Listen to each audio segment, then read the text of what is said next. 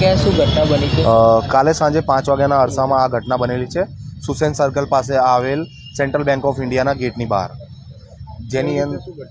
જેની અંદર 3 લોકો રોડ ક્રોસ કરી રહ્યા હતા. સામે જે ફૂડ સ્ટોલ આવેલા છે ત્યાં નાસ્તો કરવા માટે જઈ રહ્યા હતા, જેની અંદર એક લેડીઝ અને એમની સાથે બાળક હતું અને બીજા એમના બહેનપણી હતા લેડીઝ, જે 3 જણ રોડને ક્રોસ કરી રહ્યા હતા. ત્યારે જ્યુપિટર 4 રસ્તાથી એક બાઇક સવાર ફૂલ ઝડપે બાઇક લઈને આવી રહ્યો હતો, જેની અંદર બાઇક પર ટોટલ 3 લોકો સવાર હતા, બાઇક ચાલક અને એમના 2 મિત્ર, જે 3 જણ ભરપૂર નશાની હાલતમાં હતા.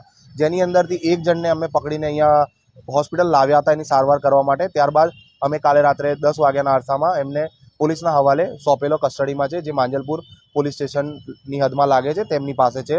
અને જે 2 લેડીઝ છે જેમને ગંભીર ઈજા થઈ રહી હતી તે અત્યારે એમની સારવાર ચાલી રહી છે. એ બંનેને પગની અંદર ફ્રેક્ચર આવેલું છે અને એમની શરીરની અંદર ગેબી માર વાગેલો છે. અને એમનો સાથે જે નાનો બાળક હતો 5 વર્ષનો, તેનું કાલે ઘટના સ્થળે જ કરુણ મોત નીપજ્યું છે.